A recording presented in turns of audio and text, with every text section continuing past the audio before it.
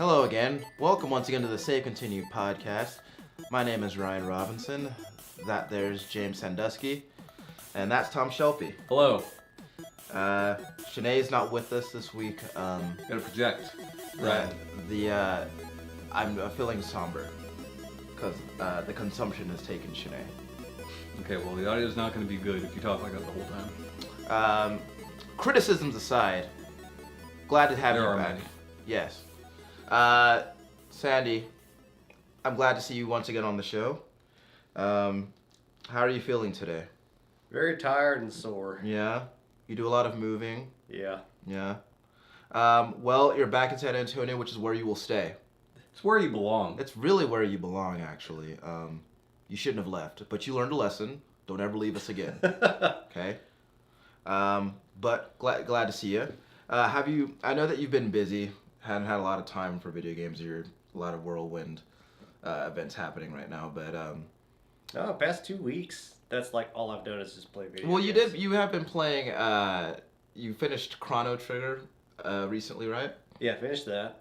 What are you playing right now? So I'm going through Neo, trying to just finish stuff up. You had beaten it before, right?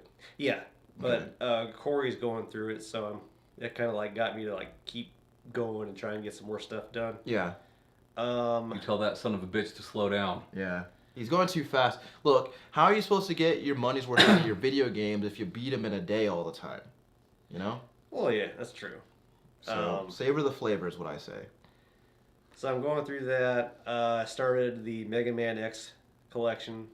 Okay. That's 1 through 6? 1 through 8.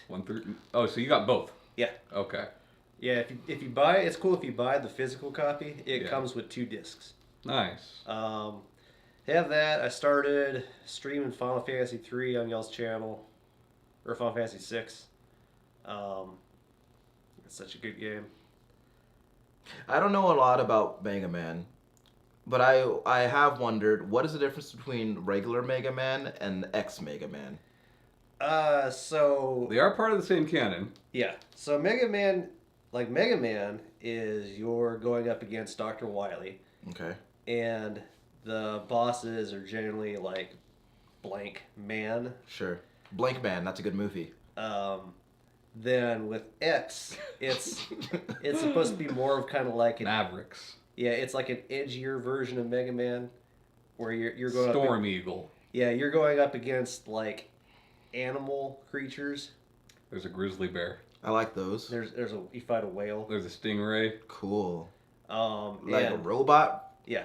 Cool. Also, you collect pieces of armor. Not in all of the games, but Okay. in some of them you do. Actually, and- no, all of them you do. And okay, so Even X7, That I don't know about. in the Mega Man X games, are you collecting armor instead of powers? you still get powers. You still get Okay. powers, but with this one, you also get armor. And Okay. some of them the option to play as other characters. Yeah.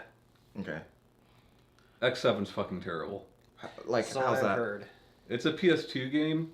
They tried something new, so you have to commend them there. But the Mega Man X series was supposed to stop, I believe, at 4. Like they had planned to do 5. Okay, and they kept pushing it. 7 took the series into a new direction in that there are 2.5D sections that look very similar to Mighty Number 9, but there's like a lock-on mechanic for your blaster that works very poorly, and then sections that shift to 3D that work very poorly, and it's just not good. Like when they shift to 3D, is it like a third-person shooter kind of thing? I mean, the camera is not controlled by the player, Right. but it's also not fixed, like it moves with you. It's weird. But it's just not good. Even the 2D sections in that game are not good. You know, I'd actually. And you don't start as Mega Man or Zero. You start as some other Yeah, character. Axel. There you go. Hmm. They had started like naming these guys after musicians after a while, like Yeah. rock musicians. Hmm. Yeah. I'd actually thought about I thought about going through the Mega Man games only because like I thought about is it Mega Man 9 that just came out? I'm not up to 9 and 10 were Okay. last gen. Okay. And somebody I know, I can't remember whom, but somebody that I know had recently posted video of them playing one of those games, and they were like, "Man, I'm having a lot of fun with this game." And I'm like, "Well, that does look fun." And I thought about that time when we sat down and played Mega Man 2 for a little bit, Yeah. and I had fun in the way that, like, again, there was a lot of firsts in that experience for me. There was my first time beating a boss in Mega Man, my first time like getting all the way through like a stage by myself in a Right. Mega Man, and I was like, man, that felt really good. Only because like I don't know, like, for people who like Mega Man, I don't know how challenging those games are to people who play those games a lot. But to me, those games are really hard. If you play them a lot, they're not that hard. The X games are definitely harder than the original series. Uh, but 1 through 10 are classic style Mega Man games. But I'm imagining like the satisfaction I would feel like making my way through each of the robot masters and beating the game. I'm intimidated by, because I think like after you beat all the robot masters, you go after Wily, and doesn't he have like a really big intricate level before you get to fight him? Yeah, Wily's castle oftentimes is a bit large, like, multiple sections, and there's like Mega Man 2, right? There's like the boss rush, so you have to like fight all the bosses. Yeah. But they're not that hard. Okay. If you actually sat down and like committed to learning one of those games, you'd be pretty good at it pretty fast, I think. Yeah. And people talk about boss order, and there is like optimal orders, but like there's not an order you have to follow. There are orders that make it easier. Sure. Like I showed you, Metal Man will get you through like most of that game. Yeah. But you could do it, and I would definitely start with classic instead of X. Yeah. Yeah. Yeah. I think I'm gonna try it. Don't you think X is harder? I think X is harder. It's a mishmash. Yeah. I played the Misadventures of Tron Bon. That's a fun game. Fun. Very different. Yeah. Yeah. But it's got 3 game types in one, I think. Because first there's got the kind of the puzzle like levels where you have to like you have to get the storage containers or something in like a certain order. I don't remember how. But then there's levels where all you do is like go into town and wreak havoc for like a set period of time and stuff like that. I think that game is cool. So. I really think like the Legacy, or Legends rather. I really think Legends like holds up very well, like aesthetically even. Yeah. The controls obviously are a bit dated, but like if you put modern controls on that game and release it as is, I think it would do well. Yeah. What have you been up to, Tom? I've been playing a lot, like a bunch of different games, but not a lot of any of them. More Luminous today. Started Dying Light for the first time. Which is funny, like you and I first played Dying Light pre-release at PAX South. Right. And I was impressed with it there. But I don't know why I just never picked it up. Yeah. I know you played a bit of it. Yeah. Did you beat it? Yeah, I did. I never played any of the DLC though. The following? Yeah. But it's one of those games that like it did well, it sold well even at the start because of when it came out, right? It's one of the first like big games to have a spring release. Right. Right? Because this is like a 3-year-old game now. Yeah. Something like that. No, it's actually 4 years old now. Okay, yeah. This is one of the first like major titles to have a spring release. Now we see it all the time. Yeah. But as of a few years ago, we really didn't. Right. And it was smart. It was smart that it came out when it did. Because if that game had come out during the holidays, it wouldn't have sold. Yeah. Anyways, sold well, but it continues to sell because they continue to support it, much like Rainbow Six. I know it's different studios, but like I think they're very comparable in that way. I like it a lot so far. I've only played twice, but like each time I play for much longer than I intended to. Sure. Because I like the feeling of games specifically like that, where it's like, let me just do one more thing. Yeah. Or like, what's that over there on the map, right? And the parkour element I don't like as much as Mirror's Edge. Right. I don't know if that will improve as my skills and abilities improve, but from what I hear, playing that on a controller, like getting used to those movements is a bit difficult. I don't know because I haven't played on a controller, but mouse and keyboard is pretty smooth. Right. It's pretty easy. I mean, it's just spacebar for the most part. I think that was one of the first games that I played that that with its default controller settings, it's got you bumper jumping. See, I like bumper jumper. And I've never done that before, and so it was kind of hard to get used to. But like in the context of that game, specifically that game, for me anyway, it just made the most sense. Yeah. Because you're constantly like, you're constantly looking in a different direction from where you're moving, and then like sometimes you turn your head just so you can grab on a ledge at the last second, things like that. And in that way, like the controls just make the most sense. I do hope that with the sequel that we finally saw gameplay for, I hope with the sequel that they make the beginning of the game a bit easier. I feel like Dying Light starts off hard. Yeah.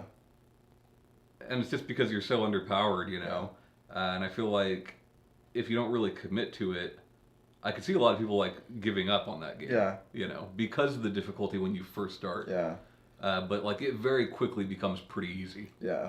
There's a point in the game where like you'll get in the game like when you level up enough, where like the zombies become very much nothing more than just something that's between like point A and point B. Well, see, and I've not been killed by a zombie. It's the but humans. like the human enemies, well, like early in there's game a are very just ridiculous. early like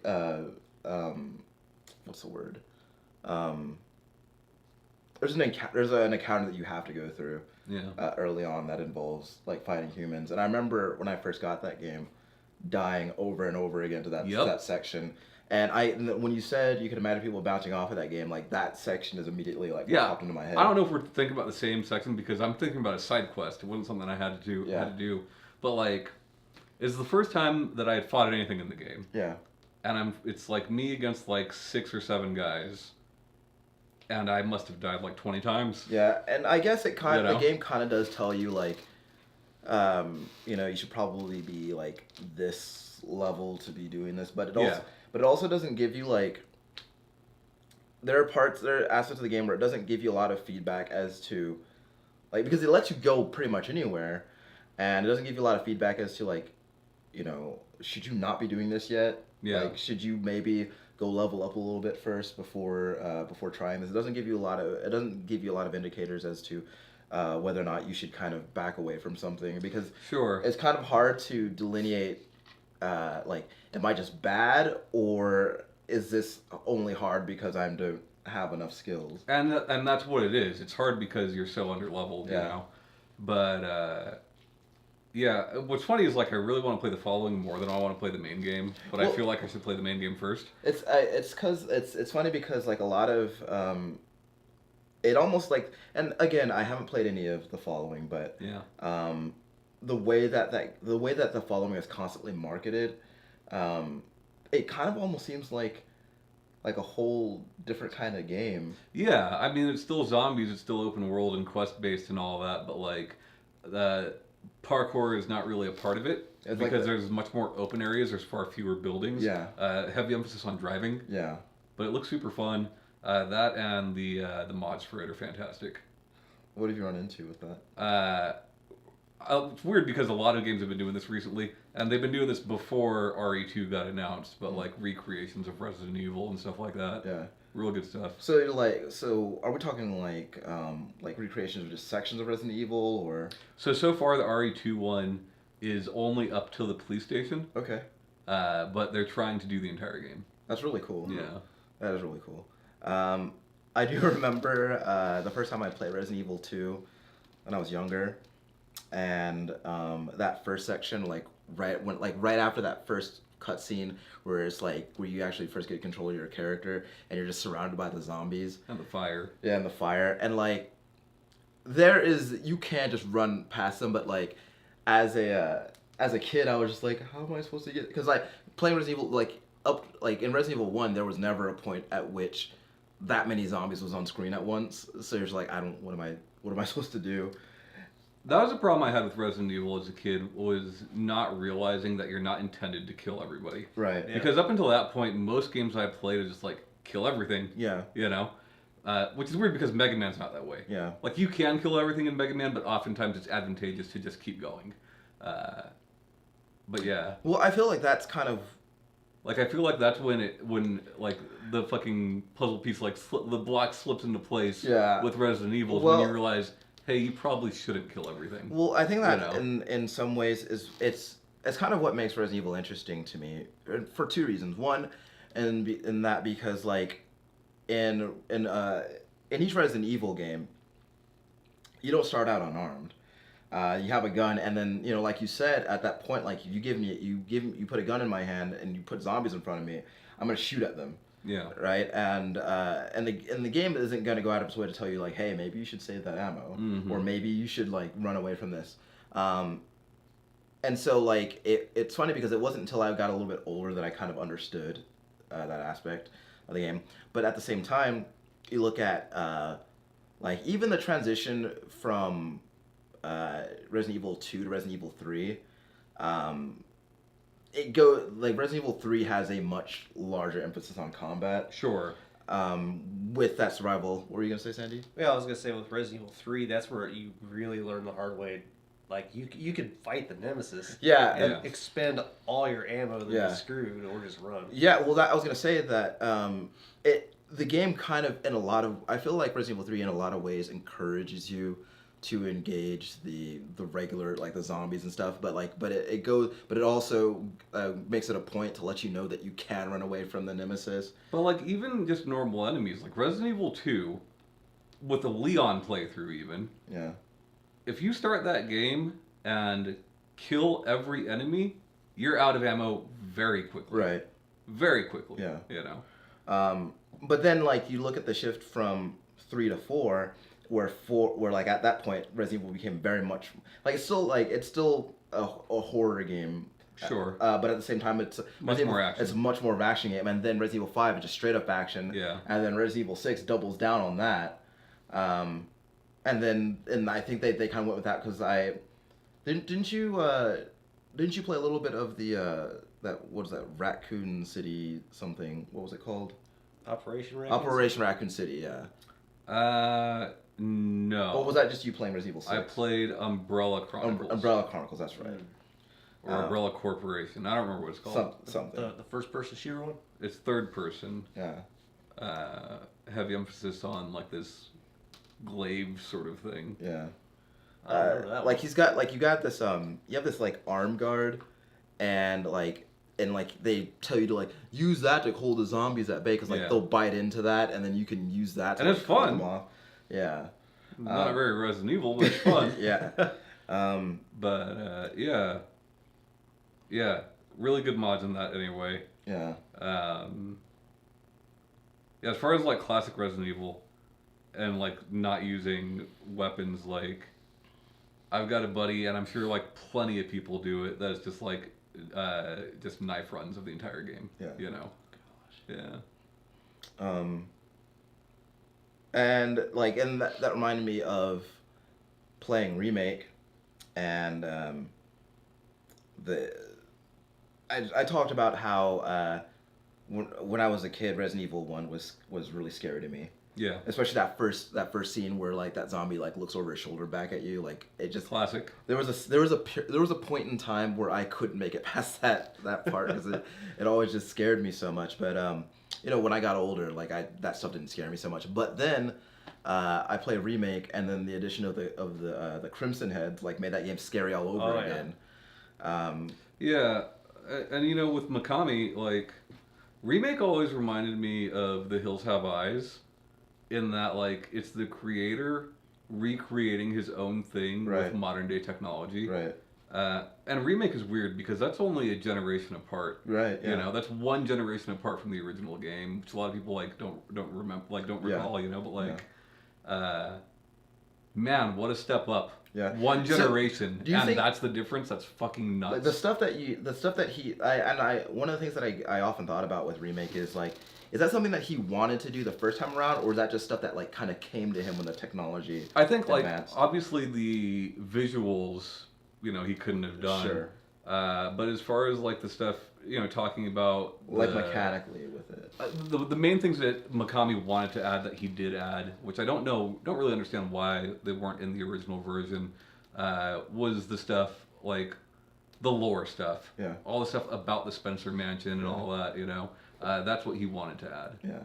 But like as far as like with like the Crimson Heads and like burn it, like making sure like to burn the that I don't know. like, I've not heard him talk about that. That or the shark. Yeah. When he talks about remake, he talks about adding all the lore. Yeah. And which that makes me think that like as when now that he's with remake he's working with better hardware, like maybe he was just like, wow, well now like I realizing the potential of this hardware, like actually I could probably do this stuff with it, and maybe stuff that just came to him like as the development of that game progressed. But with Resident Evil, as far as Resident Evil 1 specifically, when talking about like the definitive version of that game, like I'm not just basing it on like mechanically or like what I can do or like how that game looks. Like obviously the game like looks great and plays better than the first one, but like what makes it the definitive version to me is that in a modern sense that game is still terrifying. Oh yeah. That game's still scary. Whereas like the original release of that game is just it's just not, and for different reasons, right? Like but I think that that's kind of what makes it the definitive version of the game to me. And seeing as it's like I think that first game kind of really in my mind embodies what the spirit of that franchise is. It's the best one in the series. And 4 is a great game, but 4 is not a great Resident Evil game. Yeah. I think not to me.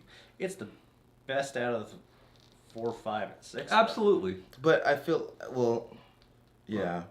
I mean, 5 sold the best. Yeah. But I think 5 sold the best because it had a wider appeal. Like as far as I think until Monster Hunter World, 5 was Capcom's best-selling game ever. Wow. People just like punching those boulders, man. Yeah. I mean, Ryan admits he's bought it like many times. I own different platforms. I own multiple copies of Resident Evils 4 and 5. I own 2 copies of Remake, one of which is on the GameCube. Yeah. I still need to play 7. I've owned 7 almost since launch. Haven't touched it yet. 7's fun. 7 was a lot more fun than I thought it would be. Yeah, it looks great. I like the beginning hour demo, but yeah, that's one of those games like where we played. It kind of had playing through the demo for Resident Evil 7 very much induced the kind of tension and anxiety in me that PT did. I think it was intended to, and the demo is very misleading. Like the game has much more action than that demo leads you to believe. Yeah. Because I hear a lot of the stuff that I hear about with Resident Evil 7, a lot of it has to do with the combat aspect of that game, which is fine. But I think what excited me the most about Resident Evil 7 is it seemed more like like taking a step back and saying, well, this franchise started off as a horror franchise. Yeah, it definitely holds itself way back on the action. Yeah. And goes back to the classic horror feel. Yeah. Like have you played the Redfield DLC?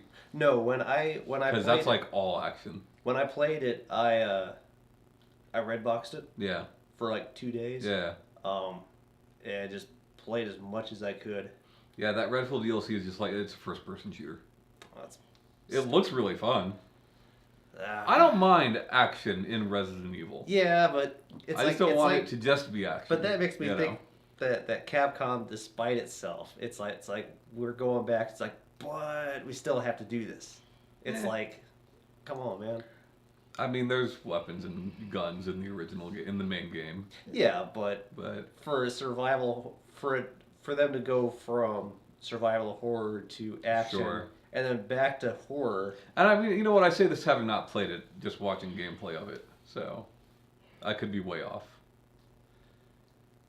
Uh, I was just thinking just then about Silent Hill, like the first game specifically, and God, that game scared the crap out of my sister. like I wonder if, because I haven't played that game since it was new, and I wonder if I would be able to, because I always had a hard time, like I could never play that game by myself at night. I could never do it. I wonder if that would still be a problem for me. Like, I always thought Silent Hill 2 was the better game and a more scary game. yeah, Silent Hill 1 never really scared me, but I really like it though. yeah, And Shattered Memories, I think, is an extremely good remake of that game. But I think the last time I played a Resident Evil game was I played Downpour and then promptly lost Silent it. Hill game, yeah. I promptly lost that disc. I like have no idea what happened to it. The last Silent Hill game I played was Book of Memories, which is a Diablo clone. Yeah, I remember you talking about real that. bad. It's just What was that one for? Vita. Oh. it's just weird because it kind of just makes it Silent Hill in name only. Yeah. But yeah, it's funny because I wonder if, because like I think that we had always, I don't know what is Konami doing. That's the question. What is, because I felt like so They're sure. doing health spas. They're doing pachinko machines. Yeah. That's what they're doing. I do talk about Konami and going back to those games, going back to that company, and I do feel like they've made some better moves in recent years for gamers, right? Specifically because Konami is not just a game company. You know, people seem to forget that. Almost like when Sony published games, Sony did a lot of other things too. You know, Sony still publishes games, but you know what I mean. Yeah. Back in the day when you'd see like a Sony published SNES game or whatever. Yeah. But Konami in recent years, I do think has done things a bit more for gamers. You know, they released Bomberman and continue to support it, and eventually released it on all platforms. They did the Castlevania anime. They continue to put out updates for Metal Gear. Yeah. You know, they did Metal Gear Survive. Make of that what you will. Sure. But they do seem more interested in the space than they have seen in the past. Yeah. You know, so I might dip my toes into some of their stuff, but we'll see. I know that if by some miracle another Silent Hill game emerges from them, I'm definitely gonna want to check that out. I have no delusions of that happening anytime in the near future, but I think that if I were to be online and saw news of a Silent Hill announcement, I would definitely be excited. I just wish they would go back and patch Silent Hill HD. Yeah. You know, like that collection. Yeah. Looks fantastic. Apparently, it plays like garbage. Yeah, I saw that they're making that backwards compatible on the Xbox. Yeah. And that was the comments. People were just like, "Oh, great! It's a broken game." Yeah, it looks great. What was that? Because they just put out that Zone of the Enders product not too. That's recently, another good example. Yeah, Zone of the Enders. Which, I'd love to see another entry in that franchise too. And it wasn't just up-resed, like they put some effort into it and added VR to it, and they do seem to be making more of an effort than they had been. Yeah. I don't know, but I just want a new Castlevania. Just play Bloodstained, man. Just play Bloodstained. I know, but what do you want? What do you want out of a new Castlevania though? Go for it, James. No. As much as I liked what was that last one called? Castlevania. Lords of Shadows. Yes. As much as I liked Lords of Shadow 1, I didn't like how they made it go God of War-y. I mean, it was a God of War clone. Yeah. Yeah.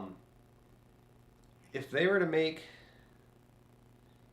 I don't know. I really like the Metroidvania style ones. I'd like a new one. That's what Bloodstained is. Yeah, but it's not. It's And it's made by Igarashi, the person who made the Metroidvania Castlevanias. I know. Do you want to just but- you want Bloodstained but with Castlevania's name on it? Yeah, I'd like a new. Because like then what is that? Like then why not just play Bloodstained? Yeah, but I really like the story of Castlevania, like the Belmont clan fighting Dracula. Sure. So Sure. Well, I've got an anime to sell you. Oh, I've already watched the anime. I'm anxiously awaiting season 2. Yeah, no, I get what you're saying. I mean, I do like that stuff too. But like, Curse of the Moon is obviously more inspired by Symphony Dracula's of the- Curse. Yeah, Curse of the Moon is Dracula's Curse. yeah. Ritual of the Night is Symphony of the Night. Oh, I still plan on playing them, and I know I'm gonna enjoy them. I think you'll be like, you'll play Curse of the Moon, you'll be like, okay, this is just fine, you know. You will not. I don't think after playing that game that you will miss Castlevania. You know. Fair point. And I fucking love the Igarashi Castlevanias. I like the classic ones too, you know, but these are just as good, if not better. Like, Curse of the Moon is Dracula's Curse, but improved, you know. I don't know anything about Castlevania, so Well, Dracula's Curse was the third one. okay. And you could play as different characters, right? Basically, the anime is Castlevania 3. Yeah. Okay. Different characters were better for different spots. Okay. Like, could you switch, like, on the fly? No, You, Okay. not really. yeah, it's like you could choose. It was like kind of like 3 paths, Mm-hmm. and one way would get you either the girl or Alucard or a character they haven't brought into the anime yet, and each one had different abilities they could do that would be beneficial for certain parts. So Curse of the Moon has 4 playable characters, and you switch instantly with a push of a button. Mm. And you can combine that in interesting ways, because there are characters that can jump higher, but also characters that can hit farther or get in between, like smaller, like narrow spaces, you know? Mhm. So you could like jump with one character that has the height advantage, while in the air switch to another character who has a distance advantage, Oh. and combine it in very interesting ways like that. So it's like you jump as Luigi and then you float as Peach. Exactly, sure. Okay. Yeah. And there is a character in there that is straight up Alucard, like as far as gameplay. I saw that in Yeah. there. That's the first thing I thought when I saw the person in action. Yeah, that everything that I've seen about Bloodstained looks cool. Oh, you bought Curse of the Moon, didn't you? Yeah. You know, it's a funny thing about Curse of the Moon is I don't think I would have bought it if I didn't have Steam dollars. Yeah. I don't think I would have spent I don't think I would have gone out and spent money on it because I just, you know, Castlevania I have a reverence for, but I don't have a lot of Experience. well that too, but like I don't think that there has ever been a time where I have gone out of my way to get Castlevania. You don't have the drive to play them. Yeah. Yeah, it just never had that appeal to me. But I was like, the way people talk about Castlevania, it's one of those things where like you hear people talk, like kind of like with Mega Man, right? You hear people talk about a franchise in a certain way over a long period of time, and I start to think to myself like, am I missing out? Yeah. Right. And so then I was like, well, let me take a look at this and see like what's going on because I haven't played. There have been 3 occasions where I played a Castlevania game for any significant amount of time. The original Castlevania,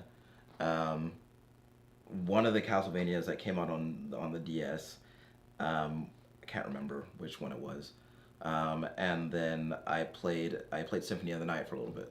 So mostly with the Igarashi ones. Yeah, and I don't know enough about any of those 3 games to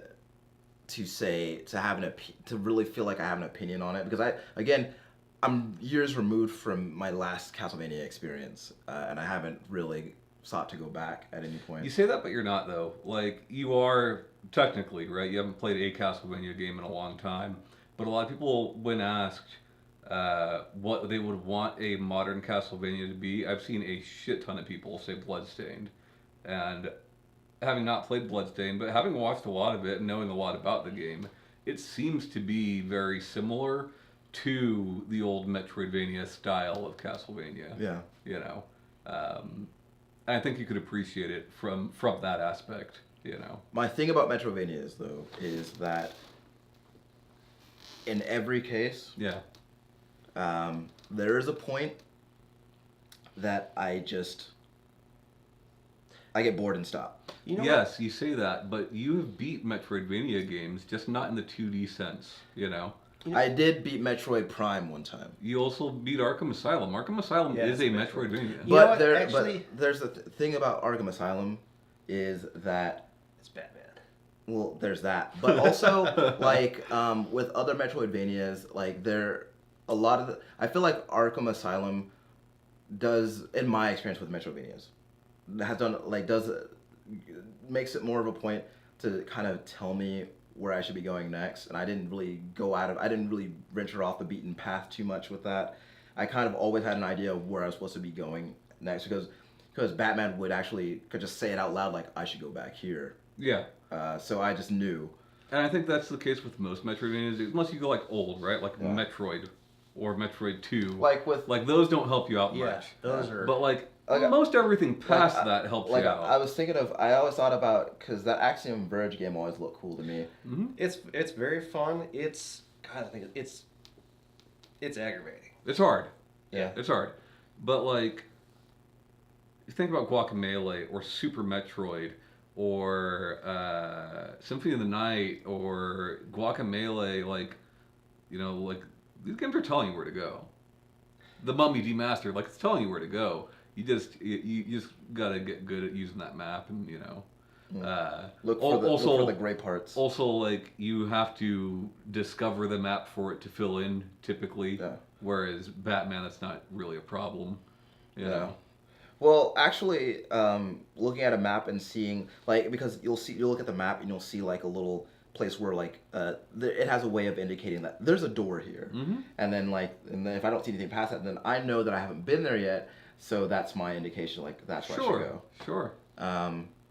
One of the things that always threw me off about Castlevania is when making my way through kind of exploration-based games like that, I chart my progress or where I've been by because I'm stupid about looking at maps. So like I try my progress like, did I kill anything in here? Yes. Then I've been here, but like they always respawn when I leave the room, so I'm just like, Yeah, that's true. And Batman, like the outside areas of Arkham do, but like the inside areas, enemies don't respawn, right? yeah. No, I don't think they do. no, they don't. That's a good point. I never really thought about that. And, But with much like Arkham Asylum, where you have to revisit the same areas over and over again, in most 2D Metroidvanias, you're revisiting the same areas over and over again, which I think helps you to just learn that map after a while, you know. Maybe Castlevania and Guacamelee and those other Metroidvanias, to James's point, didn't have enough Batman in them. Sure. So that's probably what did it. It is actually funny because it's to me, like when I think about it, it's kind of amazing to me that like I got through Arkham Asylum if I couldn't see my way through any of these other ones. Well, I think that's it. I think your brain is just more wired for 3D spaces than it is for 2D spaces, because even not all the Souls games, but a lot of the Souls games are that way. Yeah. You know. Yes, I mean, to my knowledge, it's not go here and gain this ability and take it back here. And now it's also but funny because you like do revisit parts I would of talk the same... about I just got done saying that in Castlevania when I leave the room the enemies come back. And they do in Souls. Well, and like specifically when I rest at a bonfire, right? But like Right. I'm resting at a bonfire like Frequently. all the time, and I still found I don't know, maybe I don't know. Are Souls games Metroidvanias? I've heard people refer to them as such, but I don't have enough experience with them to say myself. Like okay, so I know that In a sense. like Metroidvania, like obviously it's obvious like what that's pulling from, right? But like, what are the qualities of those two franchises that make them such? It's finding areas that you cannot access, going further, finding abilities that let you go back and access those areas. Okay. Dark Souls is not a Metroidvania then. Yeah. Because you just run through that game with. But like Arkham totally is. Yeah. You know, Asylum anyway. Yeah.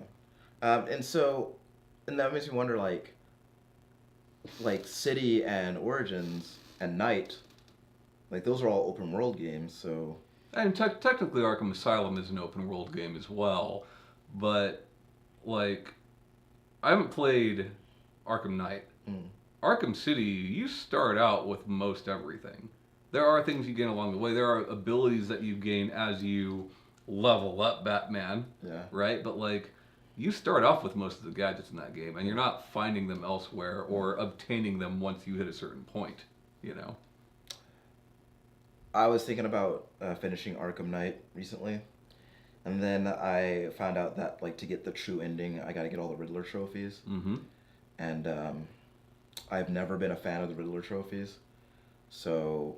Not only that, once you get towards the end of that game, Riddler is like taunting you about how you want to get 100%. Really? And to me, that's immersion breaking. Yeah. But... Also, I guess the Riddler has never heard of YouTube because I'm probably just gonna beat that game. That I did want to make it a point though to talk about what I've been playing this week. Specifically because so mentioned earlier in the news that the No Man's Sky next update dropped.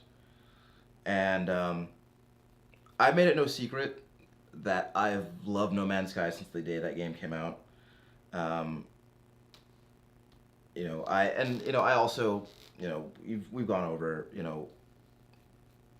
what the reception of that game was immediately following launch and everything. And Tom, you said something earlier today that really struck a chord with me. And it was that it's becoming harder to compare Sean Murray to Peter Molyneux now. I don't think it's hard to. I think it's harder to. Yeah. Yeah. And I guess it's like, I think about, like when you said that, I thought about all three mainline Halo games. The Fable games. Mm-hmm. And I thought about... Not even just Fable, Black and White. Well, I don't have any experience with Black and White, yeah. And I feel like Black and White was more like I knew what Black and White was, but it was also very much before the time when I was paying attention to video games in the way that I pay attention to them now. It's so funny to me because, and we've talked about this too, is that like the way that Peter Molyneux and or Molyneux, as is the proper pronunciation of his name. He made promises for all three of those games. I remember promises for 2 and 3. Yeah. The funny thing is that like I don't remember the specific promises he made for Fable 1. I don't. That was so long ago. But I remember that he made promises for that game. I think it's supposed to be completely open world, if I remember right. No, it wasn't. And even with 2 and 3... And like, when those promises didn't materialize. And, I mean, I never heard him make promises for 2 and 3 that didn't come to fruition. Yeah. He may have. He probably did. Yeah. It is more likely that he did than he did not. Right. I just felt like he hyped those games up more than he should have. Aspects of those games. Right. The dog in Fable 2, he made it sound like it was just going to be this fucking relationship that you've never seen in a video game. Which really it came down to, the dog can find some shit for you occasionally. Yeah. The holding hands in Fable 3. And I think I want to like, and I guess like the multiplayer for 2. Yeah. I guess the cynicism in me hasn't gotten to the point where I can't. I fucking love Fable. Yeah. Well, I love Fable. I guess the cynicism in me hasn't gotten to the point where I can't just be like, you know what, I'm calling bullshit on what you just said. Like you intentionally embellished that just to get me to buy your game. Like I'm not to that point, right? Where like I can very much see like he had that in his game, and the possibility certainly exists that he saw that and that's what it was to him. Exactly, sure. But he has been known to promise things that have not happened. Yeah. Sean Murray did in fact promise things that did not happen. Yeah. we've talked about this 1,000 times. I think Sony is largely to blame. Yeah. I think Sean Murray is also to blame. Yeah. But what Sean Murray, and not just Sean, what Hello Games is doing, Yeah. that Peter Molyneux and Lionhead did not do ever. It's a series of make goods. Is a series of updates Yeah. to eventually, over the course of 2 years now, Yeah. deliver what they initially promised Right. for free. Right. Is that good enough? No, I don't think it's good enough. But it's something. It's more than doing nothing. Yeah. And I don't think it's necessarily to make up for it. I think the reasoning behind it is so that when they put out their next game, Yeah. they're not looked at like, oh, those are the guys that fucked us over. Yeah. Those are the guys that fucked up. Yeah. I think that they're doing it to cover their asses for their next release. Yeah. But it doesn't really matter why they're doing it. At least they're doing Right. it. Well, and it's funny because I feel like I think that a lot of the time when we get into conversations about video games, especially video games developed on a scale as small as No Man's Sky, is that we very much it's easy for us to get No Man's Sky was made by about a dozen people. yeah, and so it's easy for us to like get like when you have a small team like that developing a game, that's really easy to get sucked into the whole games as art argument, which I don't really have an interest in. And then you have to, and then along with that comes with the assumption that anything that they do to improve the game has to come from a place of altruism, which I don't think that it does. Right. But then like there's an assumption there, whereas like, they're doing it like they're improving the game because they care about us fans, they care about us players, which could certainly be true, right? But it's also like, to your point, it's just good business sense. Like, especially if you're forward thinking about like, well, we want to make another game and we want people to buy this next game that we made. Right. Like, I don't think that good business sense and altruism have to be mutually exclusive, but like, I think that like it seems like, especially in the case of No Man's Sky, it's like a very binary logic with it. It's either this or it's that. It's either like they're either trying to make money or they care about the players. Mm-hmm. And the conversation that I always hear surrounding that game is that it is never both. And honestly, my whole thing is like, look, I don't care if Sean Murray cares about or Hello Games cares about the players. I don't. Because my relationship with that developer, and any developer for that matter, is transactional. Agreed, but in the future, I would not buy one of their games if they weren't doing this make good. Well, like, but again, like, but again, that can certainly come from come from a place of good business sense. It doesn't necessarily have to be altruism. It doesn't have to necessarily be like, we care about how you feel about the game. Which, based on listening to Sean Murray and the way he speaks, he seems like a very genuine person.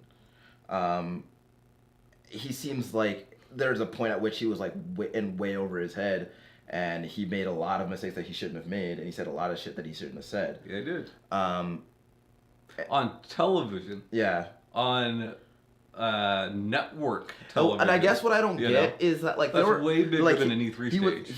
He was asked like very pointed questions, like specific, like, and I think one of the things that people latched onto the tightest was the aspect of multiplayer, right? Sure. Which it was the aspect of multiplayer and the variety of planets. Right, and like, and when he was asked a very specific question about multiplayer, and he answered as like, his wording was misleading. Like, he was like, it wasn't misleading, it was a lie. Yeah, it was like, there's a very small chance that you'll run into somebody.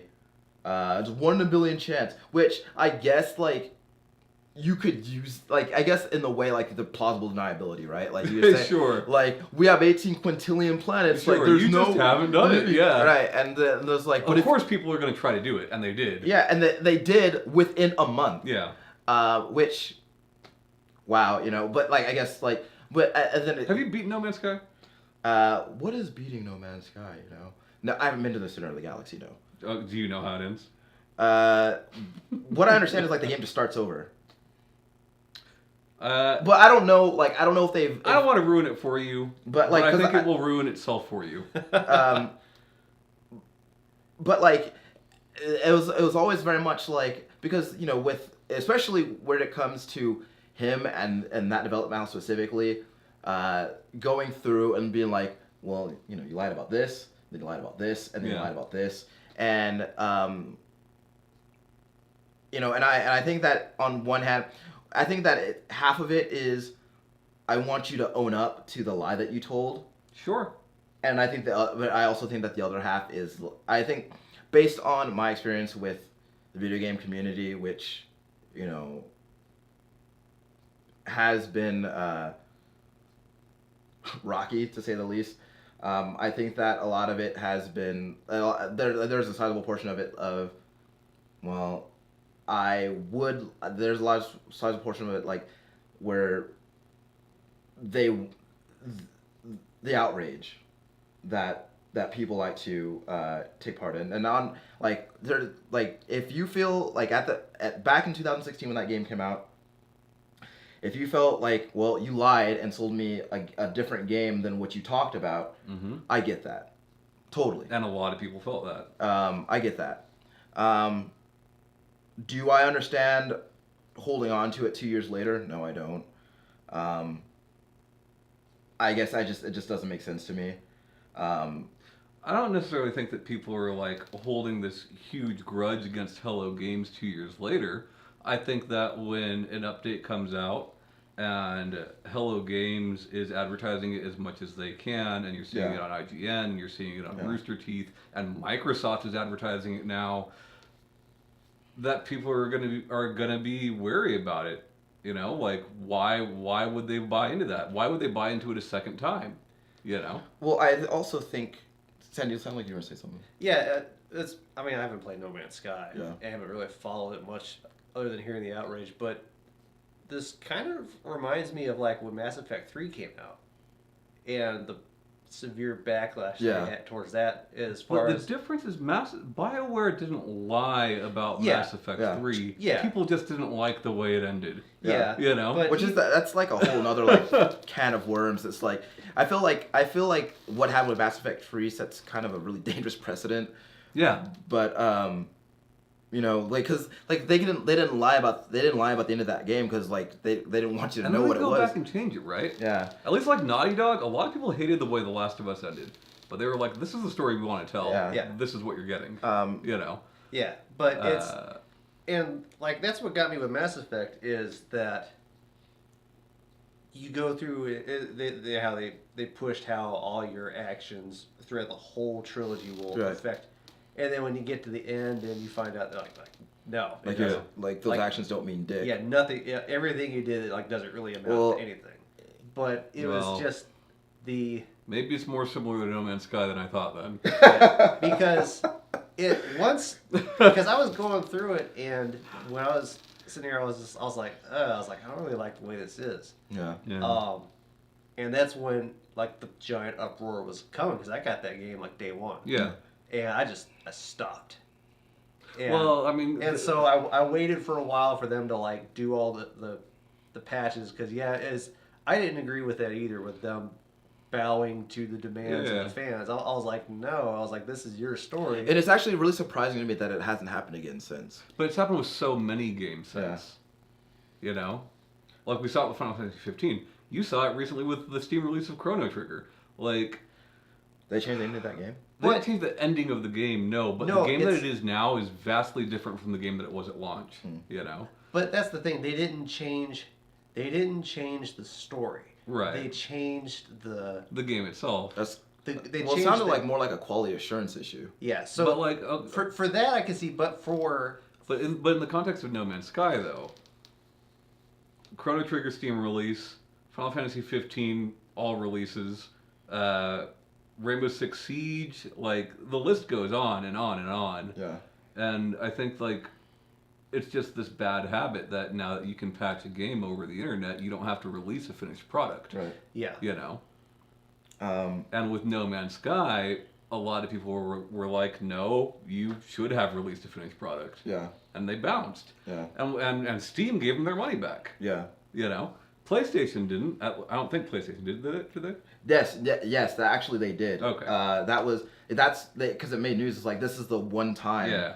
Uh, And you know what? Good on them for doing that Yeah. because I do think a lot of the fault was on Sony. Yeah. I think There a was- lot of the fault was on Sony. There was But- another Steam game. It was that zombie game where they did that too. It was a game that You're gonna have to be a little more specific than yeah, zombie. there's a no, I lot. know. I cannot remember the name. It was DayZ, or Maybe. because I remember it. They Pretty advertised that. No, I don't think it was that one. It is something like that. I can't remember what the name. Because was. that's that Arma mod that people like that. Yeah, it was something along those lines. And even Diablo 3 was that way. Like, A lot of people did not like Diablo 3. When I liked vanilla Diablo 3 better than I like it now, but that was not the case with most people. Yeah. You know. I don't remember what my opinion was. You know, at like- the time. No Man's Sky is fine. I do think a lot of it's Sony's fault, and I think very few people recognize that fact. It's what But, what is funny, like not funny, but like what is interesting to me is that like okay, so you talked about Mass Effect 3, right?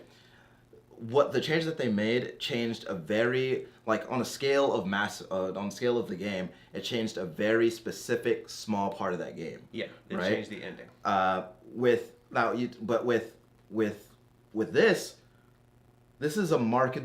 this is different. Like the game works different on a lot of different levels, which is insane to me. Sure.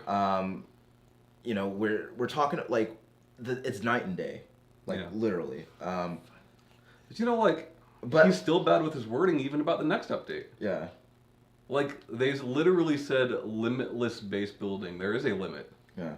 It's fucking huge, but Yeah. there is a limit. You know, like, watch what you say. And that- After this well, that's- much, you well, know, like, it's funny. Bless you. That is where the irony is. yeah, after like- this much like- time, have you not learned And your again, lesson? I will reiterate, like I love that game. I love the work that they put into it. But like, First update for next. Yeah. Killing save files. You And- know? there was okay. So like, The War Z, that was it. Okay. Never played it. Never heard of it. Yeah, it was. I had some friends that were really looking forward to it, and they're like, "Yeah, this game is Yeah. not at all like they were advertised." Yeah. but like the thing. Okay, so that's where the irony is for me, where like after everything went down with the initial release of No Man's Sky, and then they just go dark. For an extended while. and Months. and the thing was like they didn't even say like, hey, we've heard how upset you are, we're not gonna say anything for now, we're just gonna go back to working on the game. They just bounced, right? And like let me be clear, I think a lot of the stuff that they were saying to Sean Murray, a lot of things that people were saying to Sean Murray and to Hello Games, really Brought out. I think like a lot of the things that people were saying to Sean Murray and to Hello Games also were really messed up, like threats of violence and shit like that. Sure. No, I don't care how bad the game is. Don't threaten someone's life Sure. ever. But that's what's scary too, is that's becoming such a common thread amongst, Yeah, amongst it is. fan bases It towards is. stuff. Which is like, take a fucking step back and like look at like where the rest of your life is at. If a video game, like the quality of a video game, is driving you to threaten someone's life, and whether you're serious about it or not, I don't give a shit. Like, don't say things. But like you that. know what though? It's not just that. The fact is like looking at your quality of life too. It's the fact that now people feel that they are entitled to like a series or a game or whatever, and if they feel it's like, well, you didn't give me the game that I feel that I deserved. I don't think it's that. I think it's you didn't give me the game that you That you told sold me me. you were going to give me and charge me $60 for. Yeah, You know? like if you know, If I go to McDonald's, Ryan, like Okay. we do sometimes, yeah. and I now you're say talking. Now I you're speaking want of a a language I can double, understand. I want a bacon McDouble, Yeah. right? And I get it, Oh, and it's the McVeggie. I paid for a bacon McDouble. I'd be upset. Yeah. I'd be upset. Um. I didn't pay for No Man's Sky. well, no, But- okay, so yeah, but then on that same note too, then you get the people that go to, from all my years of fast food experience, you mess up something, and then they'll not only will they start yelling at you about it, But it's like, I had a guy one time. All I did is just tell him to pull up because his grilled chicken was going to take a little bit longer to cook. Sure. Comes in the store screaming. He's like, I've come here the past 4 times, and every time I come, Yeah. it's just, you make me do this and do this and do that. To be fair, that happens to me most of the time I go to McDonald's. Yeah, and the manager is like, okay, well then, if you keep having this issue, then go to another McDonald's. In this analogy, James, you have done a better job of communicating than Hello Games did.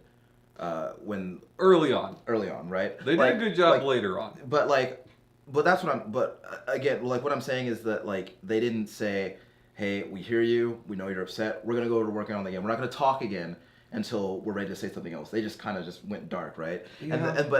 And I understand why they did it. That doesn't make it. I don't. Why do you think they did it? I think that the reason I think that they did it was talking is what got them in trouble in the first place.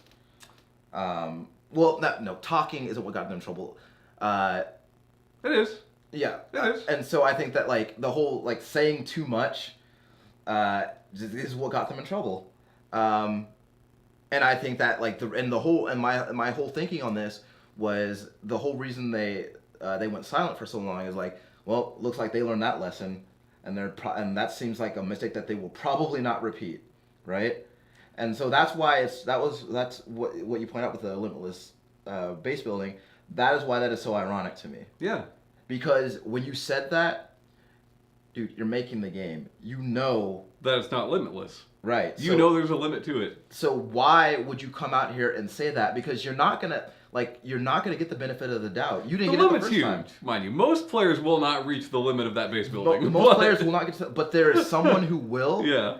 And the moment that they do, that YouTube video is going up and saying, "Look, I feel like I'm confident in saying this because people were dissecting whether or not the clouds were better in the new game." Yeah. In the new version of the game.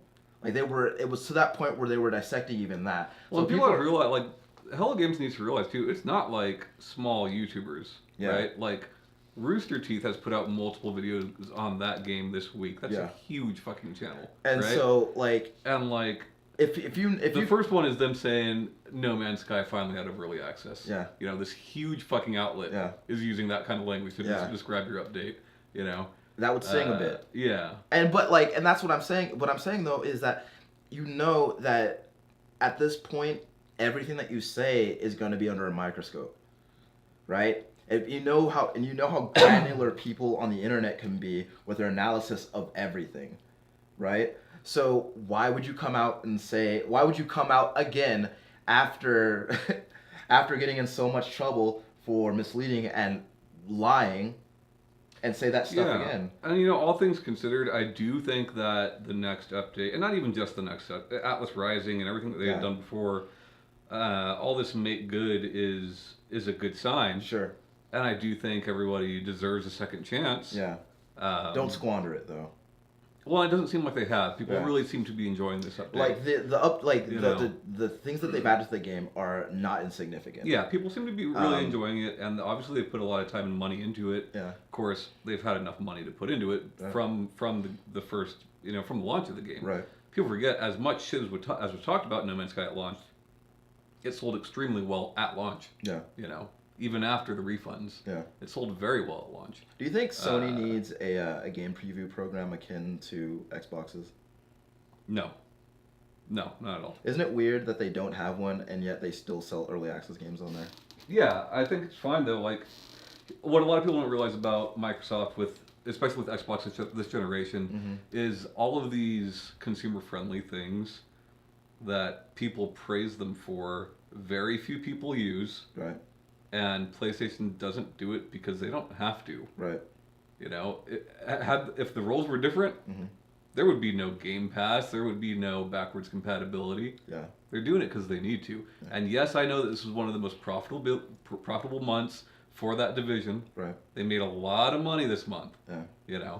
I mean, they're still behind. Yeah. They're still behind. They will continue to be so, right? And for the rest of this generation, sure. They've learned their lesson, and and they're being risky with what we know about Scarlet so far. They're being very risky. Yeah. But they're also making some smart choices. Yeah. Buying up those studios is very smart. Yeah. You need games. They finally realized that. You know. Yeah. Yeah. I often, when I see people saying things like, No Man's Sky is finally out of early access, I wonder, like, what this game would have been like if it launched on PC first, in early access. In early access, it's weird, right? Because early access goes one of two ways.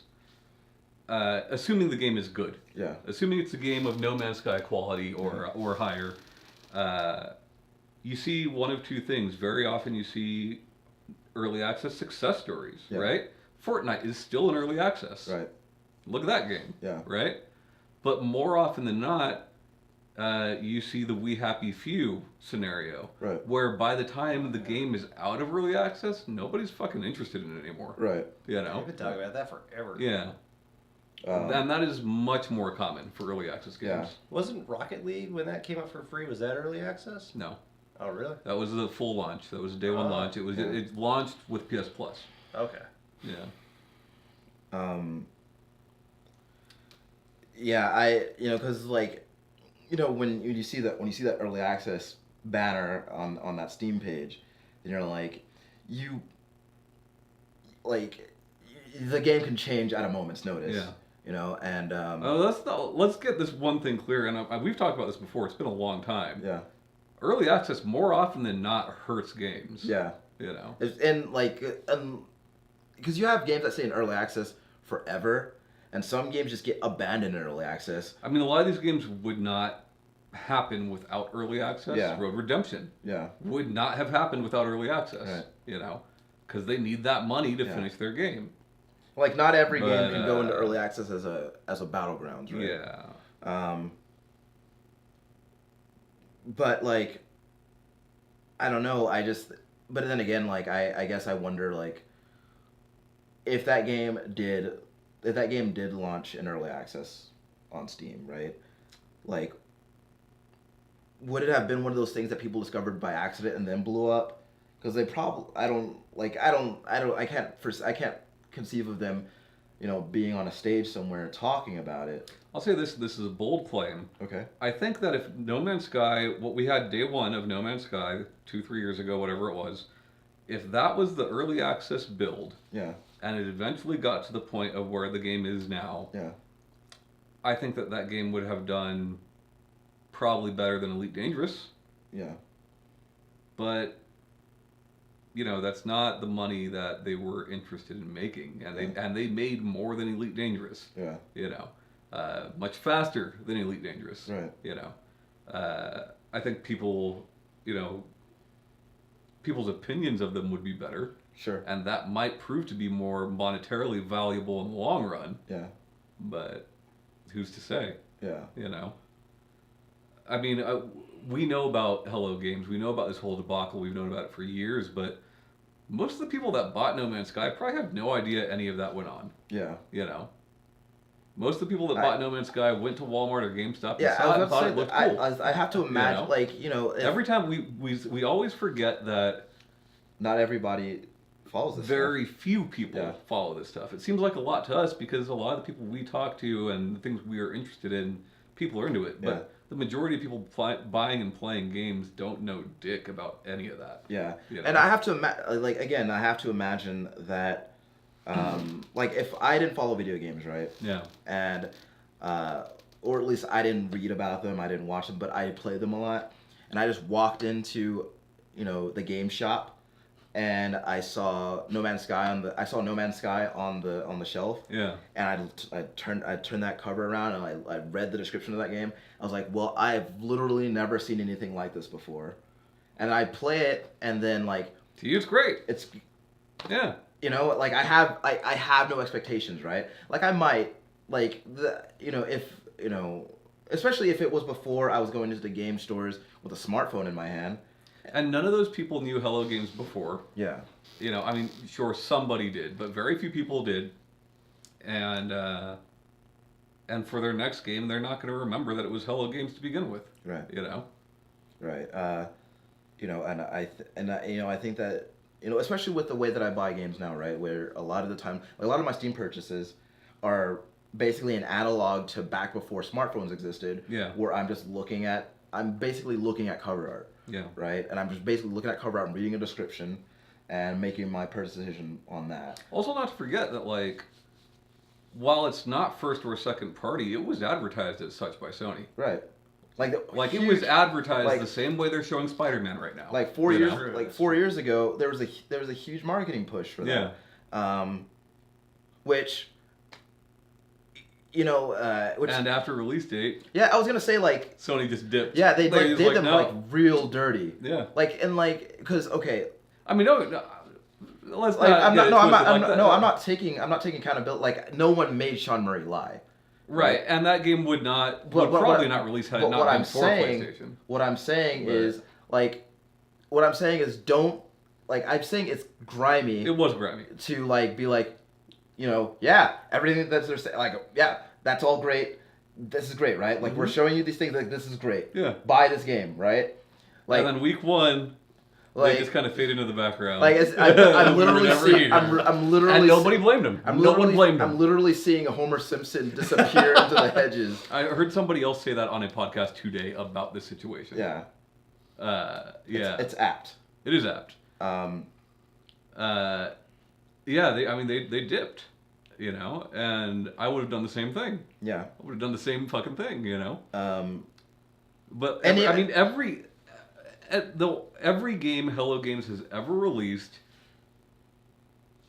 Hello Games is around because of Sony. Right. They exist because of Sony. Yeah. But yeah, it was pretty shady. But again, like shady move, yes. Good business move, also yes. Yeah. Yeah. Because like, here's the thing: is that Sony has their hand in so many pies that, like, if Hello Games were to, like, tank because of the bad press that their game got, then Sony can be like, okay, well, let's see what the Spider-Man over here is doing. And they'd be none. But it was so weird though, right? Because even like with Insomniac, they've always had a pretty strong second-party relationship with them. Yeah. So much, in fact, that many people thought that they would become a studio, a first-party studio. Hello Games, yeah, I mean, they helped him out with, like, Joe Danger and all that, but Joe Danger is, like, Sony found that in their fucking couch cushion, No Man's Sky, they helped out in a much bigger way. Yeah. It's very strange. It's a very strange relationship that they had with that company. Yeah. Is that game Sony published? No. Self-published? I'm not positive, but it's not Sony published. I'm wondering who published it. Because the reason I'm asking is because I was wondering if this was a Microsoft Minecraft situation. It is not, no. Okay. Yeah, it's... Microsoft bought Minecraft. Right. I guess, like, I'm not beyond holding people accountable. It's the first time I thought about that was like, Mojang is like that's a Microsoft first party now. Yeah. It's really weird. Because you're thinking way back to playing that game in alpha. Yeah. In your browser. Yeah, first party game now. That's weird. That's weird. First party studio. Yeah. That's fucking strange. When were you playing that game? I mean, I played Minecraft in alpha. Probably. I don't know, but I can tell you both my children were in diapers. Okay, so. Yeah, I got a friend. Probably closer to like 2009, 2010. Yeah. Both my kids were in diapers. And like the Wild West of Minecraft, man, that shit was great. What were you saying? Yeah, I got a friend. He and his wife were playing Minecraft when it was, I think you had to get invited to play or something like that. Yeah. And no recipes for anything. Nothing online to tell you how to craft shit. Yeah, it was just they tried to show it to me, and I was like, this is just too much. Yeah. I heard somebody say, like, when are they gonna make a Minecraft 2? And I was like, well, I don't know a whole lot about Minecraft, but I also, like, what would Minecraft 2 be? Yeah. Well, they've got that super duper update coming out, which I thought should have already happened. Yeah, But I just feel like has. I feel like the model for Minecraft is just you just build on top of like pun not intended, but you just build on top of that like indefinitely. Yeah. Just like I mean, from an outsider looking in perspective, it seems very much like new skins and like little things around that had been enough for like the past almost 10 years. Yeah, you just remind me. I saw a video on YouTube last week where it was showing the evolution of like game maps, and like how it showed for open world is like Morrowind Yeah. is this. And Oh, yeah, and yeah. it kept getting bigger and bigger and bigger, and then it's like Minecraft. It's just like, woomph. You know what's cool about Minecraft though is that like It's easy to make Minecraft big though. Yeah. the cool thing about Minecraft specifically when we're talking about cartography is that like with other open world games like you have the whole map right there where in Minecraft like it's procedurally generated, so like you have to map that shit out, like it's everything is uncharted, and I think that's really cool because that's the only open world game that I can think of. I mean, there's a lot of open world games that have like the fog of war on the map. Sure, but like until that, you've been to that but area. that map is the It's same always every the same, time. right. Like I could just Google that map Right. right now. You can't Google a map of Minecraft because it's the seeds are generated. Sure. I uniquely believe in. Elder Scrolls 2 was like that as well. Okay. It was just like, No one played that, James. I'm just playing. I'm sure a lot of people played it actually. but Redguard it was called, right? Or was that? no, that was I believe it was Daggerfall. Okay. I think. But yeah, from what I read, it's like everything was just like, Skyrim 2. Sure. no, it was just like randomly generated. Yeah. I don't doubt it. I don't doubt it. I hear people say randomly generated when I mean procedurally generated a lot.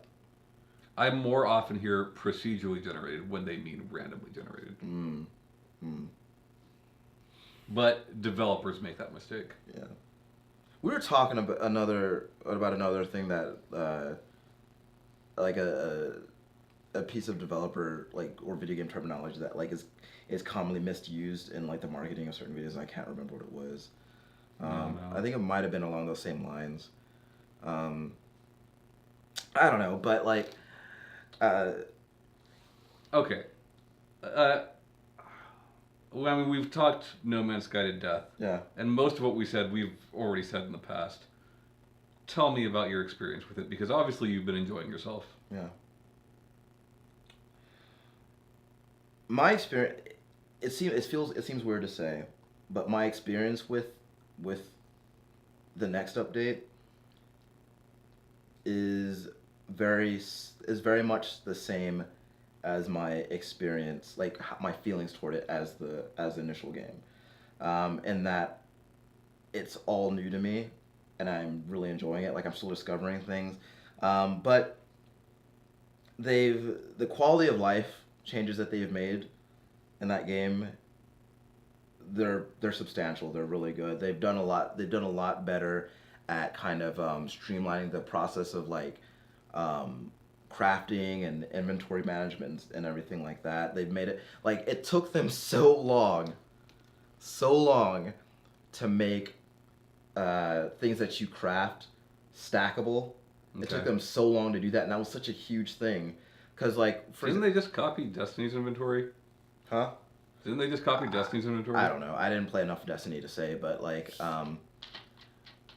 for example, one of the things that I craft a lot of is something called a metal sheet, right?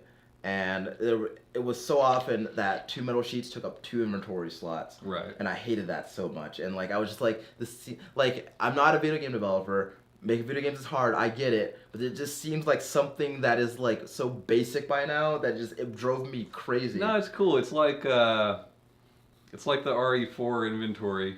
Yeah. You gotta fit them on there. But like that was Only not as fun. Yeah, that was really fun in like a very mundane kind of way, but Right, like, and this is just, they're all the same shape. it's just like why do these things not fit Yeah. in my inventory? But like anyway, like Well, that's like with World of Warcraft. You look at the inventory system for when that thing first started, and how streamlined. Coming back.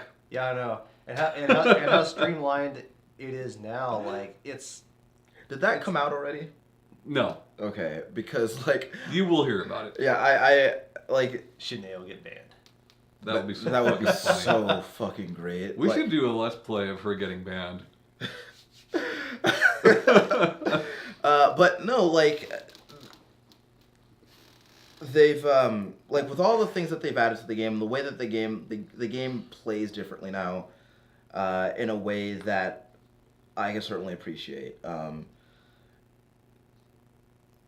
I feel weird. It feels weird to say, but like the addition of that third person camera, just like I don't know what it is.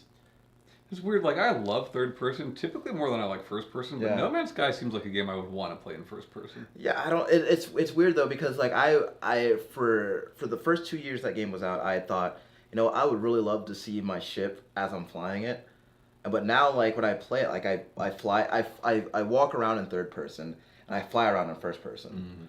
I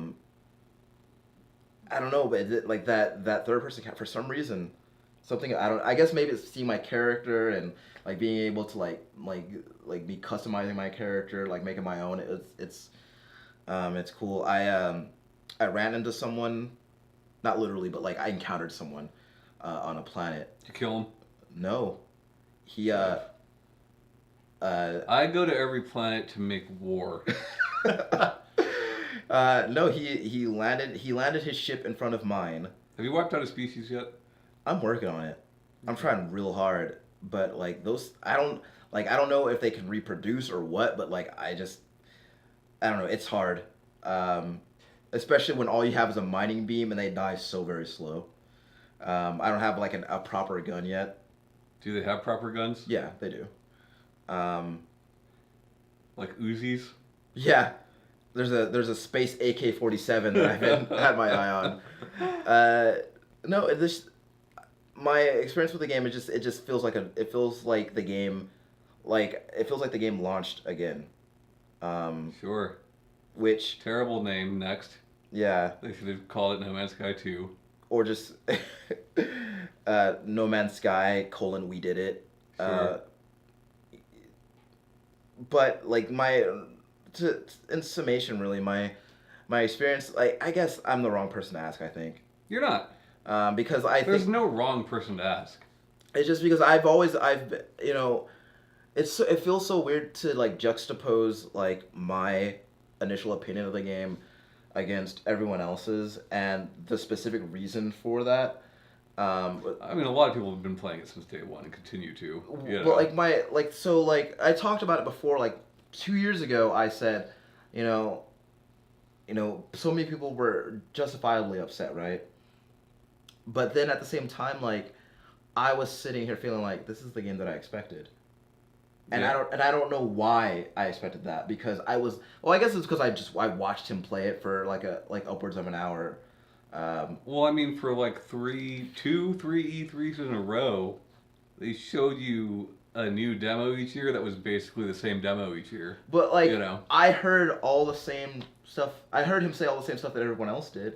Yeah. And I guess I don't know why my expectations weren't different. Because everyone else's expectations were at least it seems that way, were based on the things that he had said. But I feel like it's really cool to me for someone to be able to make, regardless of why they did it, to make a 2-year-old game feel brand new again. And the multiplayer thing, I honestly don't care. Like I wanted to play that game by myself. Yeah. It's cool that it's there, I guess. I just feel that's gonna leave a lot of room for a lot of people to be really upset, and it's like you guys didn't want this after all. Like you guys forgot how mean people on the internet can be. I don't think so. But I don't think so. well, I say that even though like the one person that I met like didn't try to murder me. Well, and so, in general, multiplayer is more successful. I don't know. I don't look at numbers and charts and graphs and things. I leave that up to you. You're the numbers guy. Sure, but like you know what games have sold well, and generally, they're multiplayer games. I've always been happy that this game exists. It's always been really cool to me that that this kind of game exists. I think that there are plenty of people who could have done it better. Um, but it is a cool to me. It is a cool thing to have in the world. Um, is this the peak of what it's going to be? I don't know. We'll see what they do with those weekly updates they promised. What were you saying, No, Sandy? I just realized another game where it was overpromised and underdelivered was Spore. Yeah, Spore was a good one. Although, was Spore really? Do you really think they overpromised on Spore? I think like the problem with Spore is people didn't expect it to be as short as it was, but like they never told you that was going to be a long game. Is that a story-based game or? No, no. So it's Maxis. Right. You start off as like a Did single Will Wright cell make that? organism. I'm not sure. Okay. You basically it's like you. I know the premise of Spore. Yeah, Yeah. but you can beat Spore in a few hours. What is beating Spore? You go from like single cell to like I believe like galaxies and shit, planets and all that. Yeah. Okay. But there is an end to Spore. And is it like a Unlike hard The end? Sims, I believe so. Okay. I believe so. I'm not positive, but I had fun with Spore, and Spore's critically did not do well, but its public reception was pretty good. I just remember it. I heard so much talk and it came out and it just poof, gone. Yeah, yeah, yeah. I don't know how well it sold, and I know critics didn't seem to like it, but I know that the public seemed to like it. So. It's one of those things that's like, it's an interesting concept, and I'm glad that somebody tried. I bought it. Yeah. I'm glad that somebody like Made a tried. lot to of make- weird looking dudes. Yeah. Yeah. But anyway, I think that there are a lot of people like where No Man's Sky is concerned, like they're just not going to go back. They're just not, and I understand that. Yeah, you can't blame them at all. Uh, Had I paid for that game on day one, I would not go back. Yeah.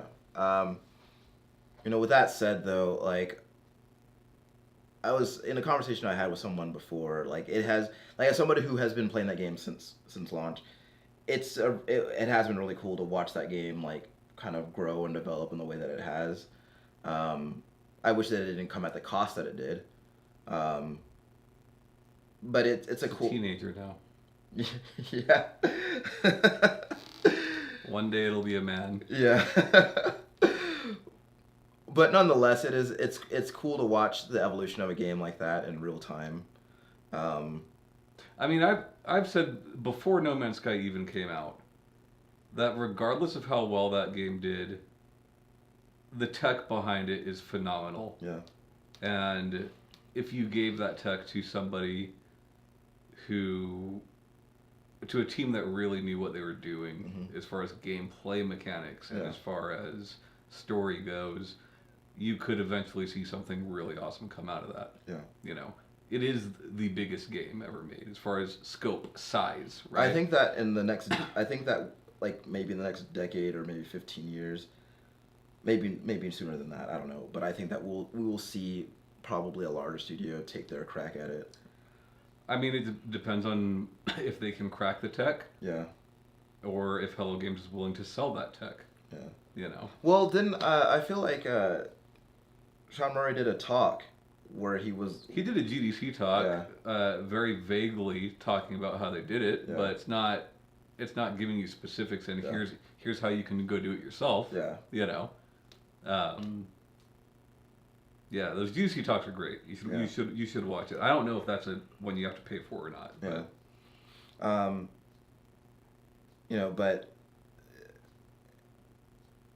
I don't know. I think that what I got and what I ended up with, it's not often that those two things are always so different.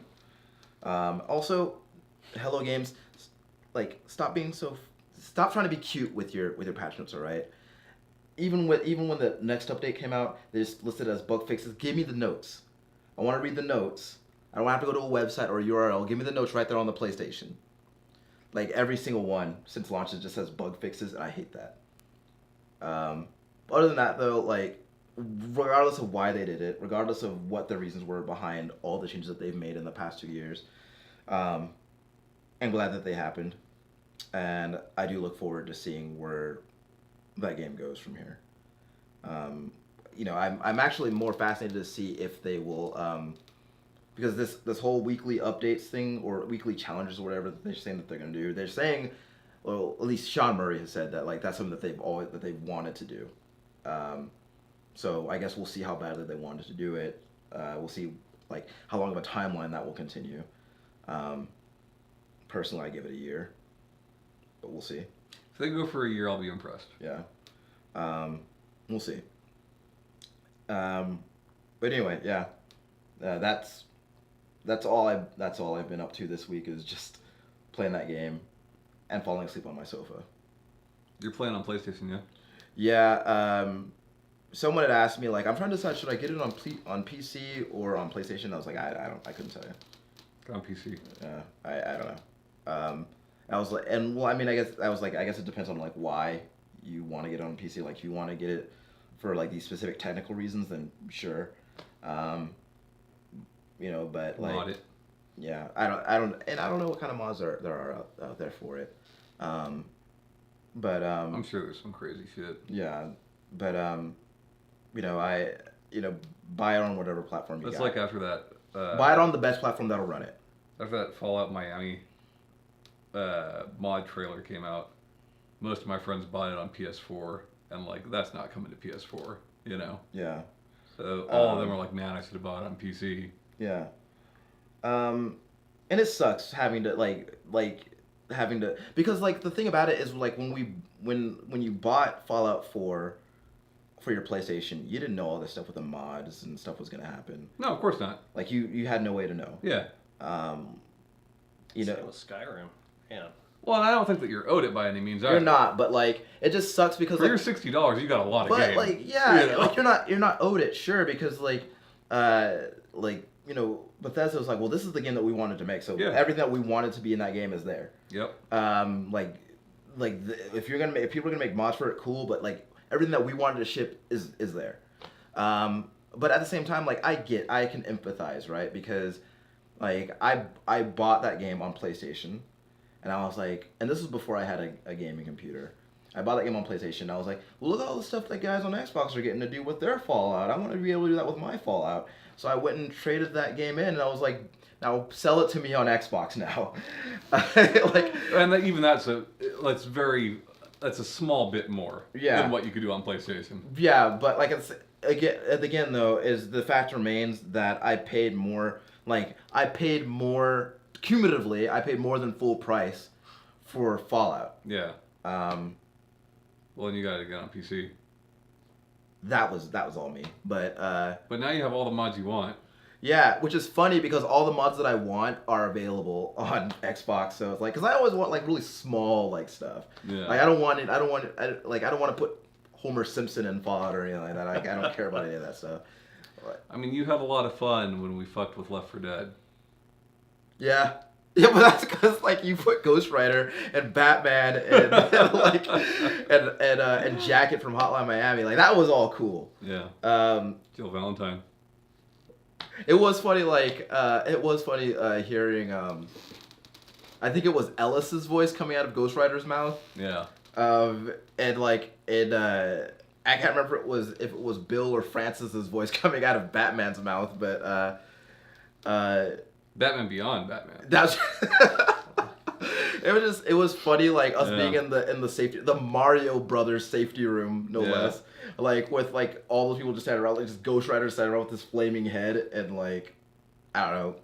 But yeah, mods can be fun. But like again that was all like superficial stuff, right? I'm just saying if you're into that shit, yeah. buy it on PC. Yeah. If you want to be able to squeeze the absolute most out of your game, you're gonna get it on computer. But again, like with Fallout, the mods that I got were like I wanted to make the storms more realistic. Mm-hmm. And I wanted to, and then I got that sim settlements thing, which made settlements. The Sims? No. You bought The Sims? Is that what you're telling me? No, it's that one's good. You should buy The Sims. No, Sandy. Okay, have you played Fallout 4? Very little. Okay, do you remember? Did you mess with the settlement stuff at all? No. Okay. So like it has this thing called Sim Settlements. Like there's a mod called Sim Settlements for, I don't know if it's on the Xbox version or not, but it basically makes it so that you can zone. You can do like residential zone or recreational zone. Oh, you told me about this. Or a commercial zone, and like you just zone it, and then the settlers will build the shit themselves, and then they'll build it and they'll take care of it, and like the only thing you have to do is like show up and collect taxes. So like, it makes settlements not a headache. Dude, you know what? Like, I don't know if the first Fable had this. Does Fable have any mods? I don't know. Maybe Fable 1. I think Fable 1's the only one that came to PC. I could be wrong about that. But I don't know if Fable 1 had this. I know Fable 2 did. The real estate in Fable 2 was awesome. Yeah. Bring that shit back. Yeah. That's what he should have talked about, not the dog. They kind of did in 3. Well, no, I'm just saying, bring it back in another game. Oh, yeah. You know, like, that was way cooler than the dog was.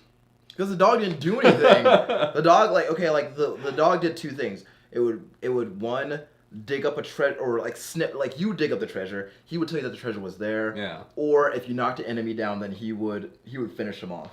I owned everything. Sometimes. Yeah. I owned everything too, Yeah. and I still couldn't get that stupid achievement for having the like $1 million worth of real estate. Oh, well, You had to- couldn't you You had to go into the houses and upgrade the houses with different furniture and stuff. Well, I mean, you're making money either way, so could you not just change your system clock? No, it's you had to have You couldn't like cheat, a James? whole real estate empire worth like $1 million. I see. I thought it I was owned- just earn that. What if they made a Yeah, Fable no, game that was 'cause just that? Just the real estate? Yeah. Like they just expound upon that a bunch. No, because you have to have something to spend the money on. Yeah. You know? Well, you spend it on other people's houses? No. Yeah. I seem to remember you could pay for sex in that game. Maybe spend your money on that. Sure. Just like spend your money on that like a whole bunch. Yeah. I think that I see like the dog thing could have been cool. It wasn't that it was not cool. I liked the dog. Like having the dog there in and of itself was cool. Yeah. It would have just been cool if the dog did more things. Sure. Or like if the dog was at the level that, like if the dog had the level of functionality that dog meat has in Fallout 4, that would have been cool. What does dog meat do that dog didn't do? Dog meat will actively engage enemies that aren't already laying on the ground. Like he could actually take out an enemy by himself without you worrying about it. So that's what you want. Yeah, I want him to kill. But you can't play fetch with dog meat.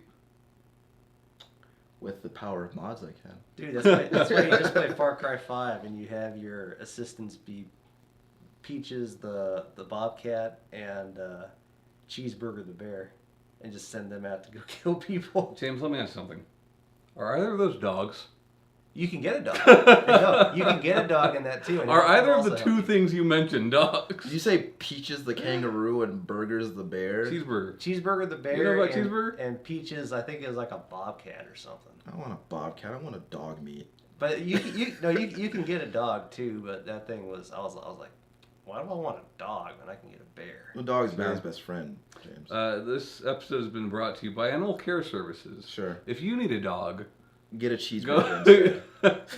Sure. That's it this week, guys. Take us out, Tom. Maybe Shanee will be back next week. We actually don't know where she is. No, So if you know, yeah. let us know. We're gonna put her face and phone number on at the end of this episode. Make sure you call her. I'm not doing that. Let her know what's going on. We're just gonna scroll across the bottom of the screen. Yeah. We're gonna host a telethon Yeah. for Shanee's benefit. And maybe you like No Man's Sky as much as Ryan. Probably not. You talk to him about it. Don't talk to me. Maybe you're new to our Discord and you're just kind of creeping in there. Talk Say to hello. James. Or actually, Say hello in there. Say hello specifically So to you don't scare me. to Rez, because Yeah. he's real cool. Sure. And Sandy. If you say hi to Sandy, he'll buy you a McBagel. So No, not anymore. That's true. He's broke, but go easy on him. yeah. Goodbye. Bye.